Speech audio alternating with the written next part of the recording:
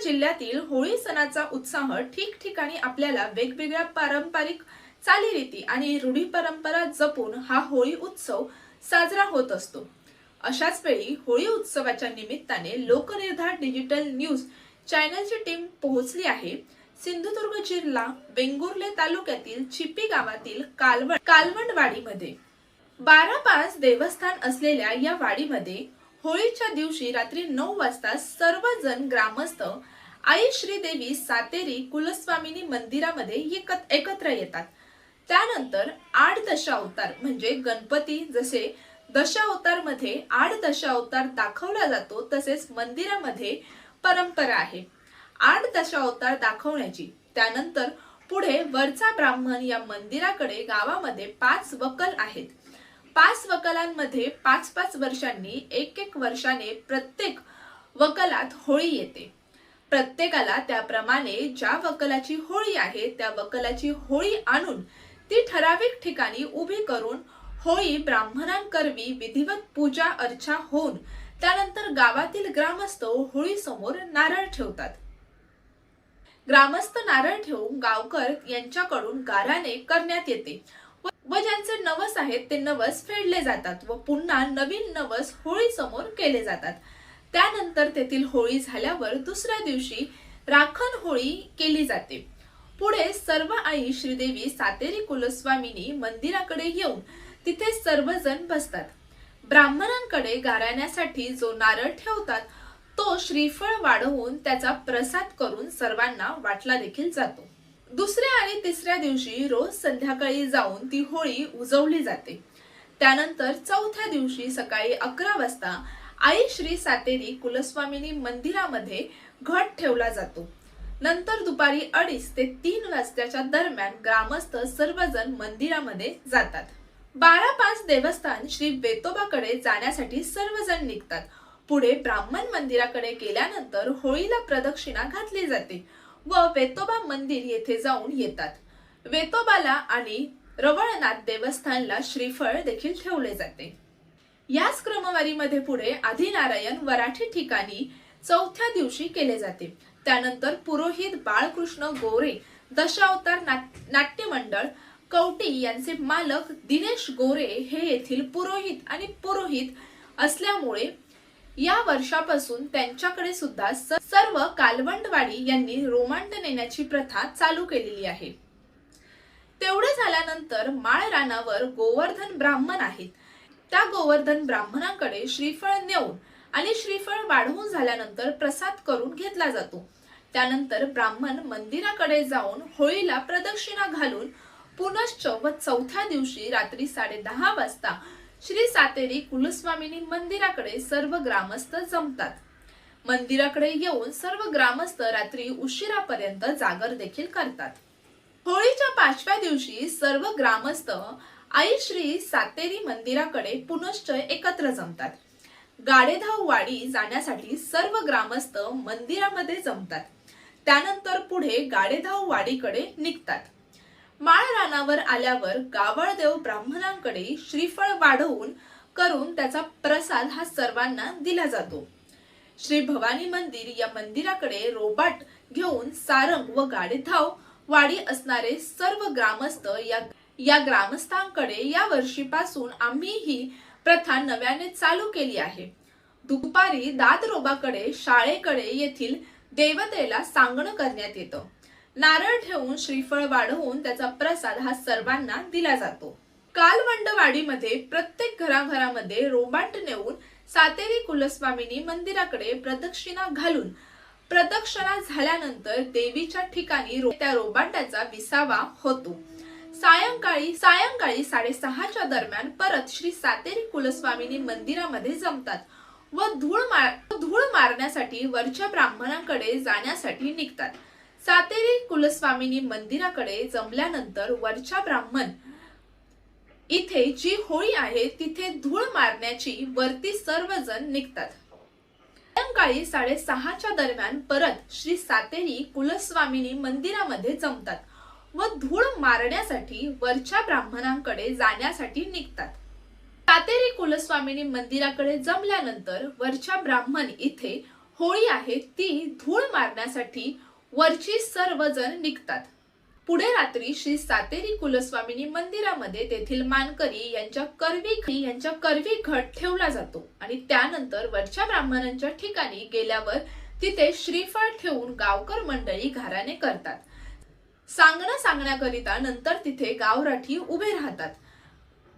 गावराठी उभी राहुल्याच्या नंतर गावराठीच्या मार्गदर्शन झाल्यानंतर येथील पूर्वजांचा वारसा सूत्राकडून घट उचलून दिला जातो.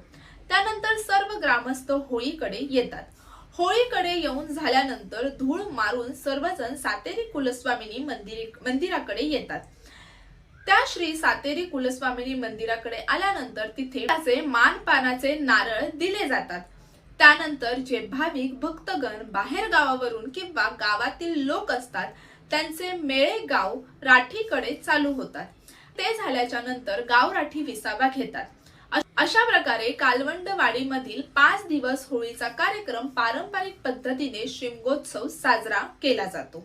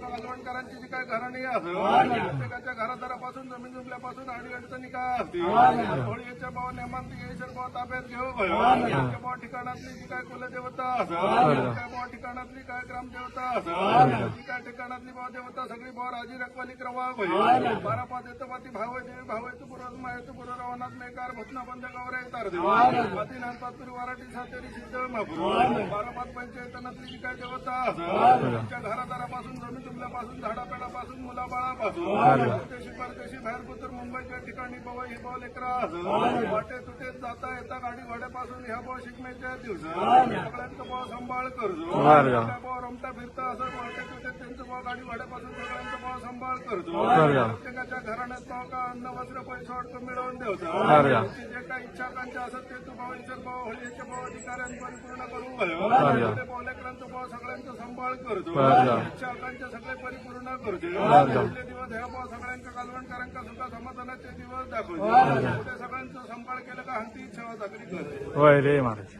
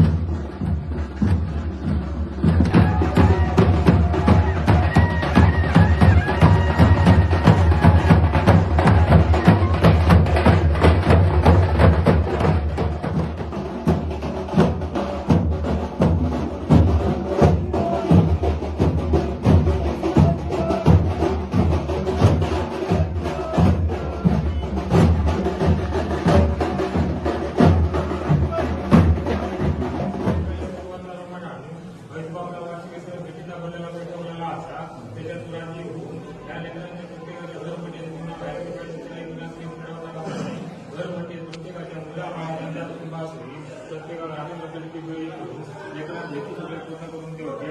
कामं संध्याकाळच्या 11 शेतकरीची वगैरे कामं यांच्या मनाप्रमाणे घडवून देऊन आज प्रत्येकाची घरची देवता, गावची देवता, कुलदेव होता तिथे प्रत्येकाला करून देऊन प्रत्येक शिकवण्याची जी काही हेतू असेल ती सगळी पूर्ण करून दिली.